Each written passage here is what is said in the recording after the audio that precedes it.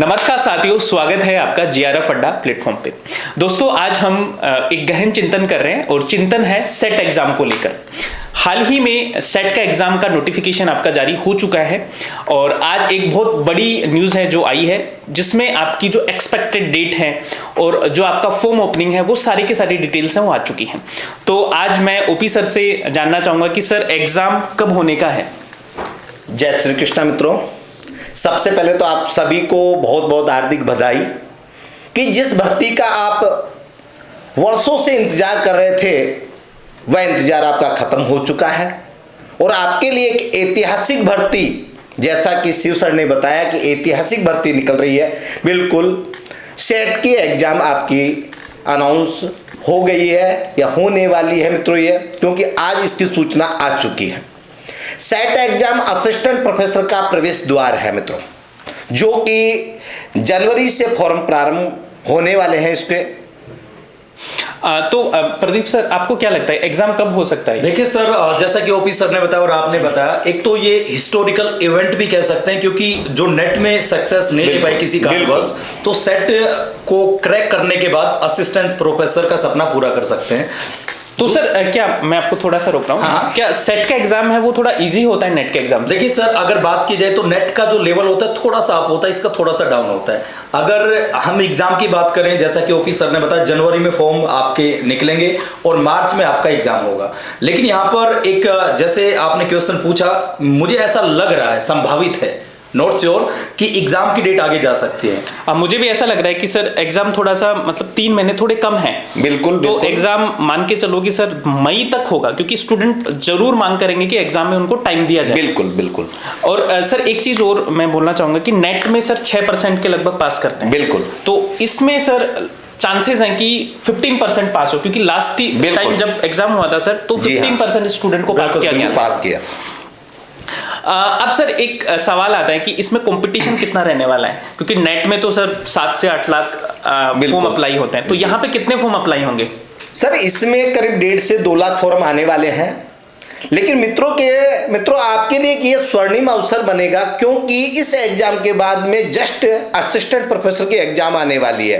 तो आपका जो कंपटीशन है यहाँ पे बहुत ही ज़्यादा टफ होने वाला है और इसके लिए आपको अभी से जुड़ना पड़ेगा। लेकिन इसके साथ साथ मैं आपको बताऊं भाई, अगर हम बात करें इसकी ऑर्गेनाइजिंग जो यूनिवर्सिटी है उसका नाम तो हमारे शिव सर ही बताएंगे, क्योंकि इनकी पीएचडी वहीं से चल रही है। सर आप इसके बारे में एक्सप्लेन करेंगे तो बेटर रहेगा, सर बताइए। जी बिल्कुल, देखो मेरी यूनिवर्सिटी है तो सर थोड़ा सा लगाव है मुझे। गुरु गोविंद ट्राइबल यूनिवर्सिटी बांसवाड़ा ये इसको ऑर्गेनाइज कर रही है सेट एग्जाम को। इससे पहले सर आरपीएससी ऑर्गेनाइज कर दी, बिल्कुल, लेकिन इस बार जो जीजीटीयू बांसवाड़ा है उसको ये जिम्मेदारी दी गई है और हमारे वीसी सर हैं आईवी त्रिवेदी सर, वो इस कमेटी के चेयरमैन है, एक्सपर्ट कमेटी की, बिल्कुल, जो कि पूरा का पूरा जो पेपर पैटर्न है, जो कितने नंबर ऑफ स्टूडेंट पास होंगे, एग्जाम कब होगा, उसको पूरा का पूरा जो सर हैं वो उसके हेड भी हैं उस कमेटी के। मेरा एक क्वेश्चन है सर, देखिए यहाँ पर स्टूडेंट को या जो भी इसके एस्पिरेंट हैं उनको डरना चाहिए नहीं। पूछे क्यों?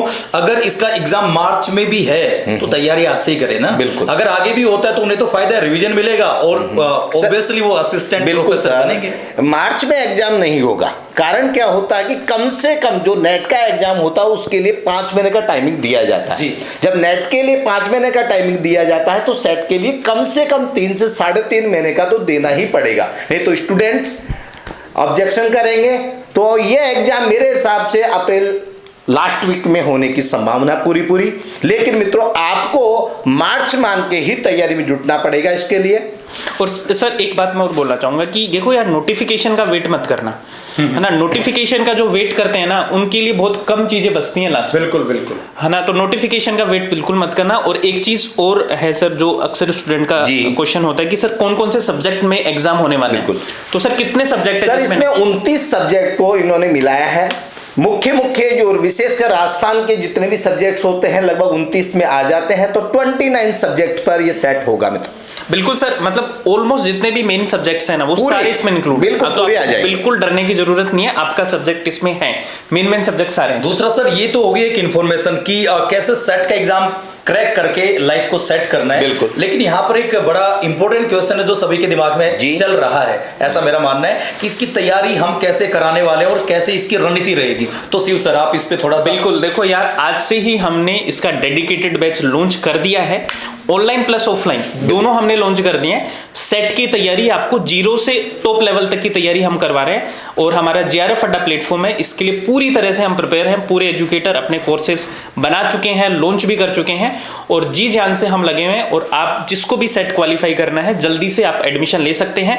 प्लस सर एक चीज हमारी रह गई थी कि इसका जो सिलेबस है ना वो नेट वाला ही सिलेबस है, सेम सिलेबस है, लेकिन सर लेवल थोड़ा सा उससे डाउन है। तो ये अच्छी बात है, अच्छी बात है कि नंबर ऑफ सिलेक्शन जो रेट होंगे वो ज्यादा होंगे जी जी, है ना। तो आपका बहुत अच्छा विकल्प है, नेट का विकल्प मैं बोलता हूं इसको, नेट का विकल्प है दोस्तों, और असिस्टेंट प्रोफेसर का गेटवे है सर। बिल्कुल मित्रों, एक बात विशेष कहना चाहता हूं मैं कि जिन स्टूडेंट्स का नेट क्लियर नहीं हो रहा, विशेषकर अभी पिछले 4 पेपर्स को आप उठा के देखेंगे तो नेट का पैटर्न बिल्कुल एडवांस हो गया है। तो उन स्टूडेंट्स के लिए स्वर्णिम अवसर है मित्रों, गोल्डन चांस है सेट का एग्जाम। और इसके लिए आपको जस्ट सोचना, जस्ट का मतलब है कि 24 घंटे में आपको निर्णय लेना पड़ेगा कि मेरे को असिस्टेंट प्रोफेसर बनना है तो सेट ज्वाइन ही करना पड़ेगा मित्रों। और एक बात और कह दूं मित्रों, बिना गाइडेंस के तैयारी नहीं होती और विशेषज्ञों से पढ़ने का अतिरिक्त ही लाभ प्राप्त होता है मित्रों। आप चाहे कितनी भी तैयारी करें, यदि अपन किसी विशेषज्ञ से जुड़ रहे हैं तो वहां पे विशेष आपको लाभ मिलेगा। एक बात और है, यदि आप एक छोटी सी बात है कि आप इतना सोचिए कि आप में और जो विशेषज्ञ है बस उसमें क्या डिफरेंस है। क्या आप में जितना टैलेंट है, जितना विषय के प्रति पकड़ है, क्या उतनी विशेषज्ञ को, बस उन दोनों दूरियों को एक बार देख ले कि क्या मेरे में और विशेषज्ञ में कितना डिफरेंस है। बस ये सोच करके आप ज्वाइन करें। सो ऑलमोस्ट सर हम सारी बातें डिस्कस कर चुके हैं। और बाकी गाइज आपका कोई भी डाउट हो, कोई भी कंफ्यूजन हो तो आप कमेंट कर देना, उसके ऊपर हम एक अलग वीडियो बनेगी, लेके आ जाएंगे, ठीक है। So thank you so much for being with us, है ना। प्रदीप सर आप कुछ बोल रहे थे? बस सर मैं तो यही कहना चाहूंगा, ऐसे मौके बार बार नहीं मिलते और जो ओपी सर ने जो बोला है ना, ये गैप को समझना जरूरी है। क्योंकि शिव सर, ओपी सर, एक इंपॉर्टेंट फैक्ट क्या होता है, एग्जाम में क्या पढ़ना जरूरी है इसकी बजाय ये इंपॉर्टेंट है क्या छोड़ना जरूरी है। बिल्कुल। अब टाइम कम है, काम ज्यादा है, तो कैसे जो भी अपने सब्जेक्ट का जो एक्सपर्ट होता है, जैसे शिव सर है, इनका प्लान अलग होता है, ओपी सर का प्लान अलग है। बिल्कुल प्रदीप सर, मैंने जो 25 वर्षों में नोट किया है बस वो यही किया। मैंने स्टूडेंट्स को एक ही बात बताई कि आपके और विशेषज्ञ के बीच में कितनी दूरी है, बस उसको यदि समाप्त कर लेंगे तो आपका सक्सेस रेट बढ़ जाएगा मित्रों। और आप ये भी जानते हो कि एक स्टूडेंट रहता है, एक विशेषज्ञ रहता है। बिल्कुल सर, मैं तो बस यही कहूंगा सर, रिवाइज एंड रिकॉल, क्योंकि टाइम कम है। और भाई जब नेट एग्जाम नहीं हुआ तो सेट एग्जाम क्रैक करके आपकी लाइफ अगर सेट हो रही है तो ऐसा मौका बार बार नहीं मिलेगा।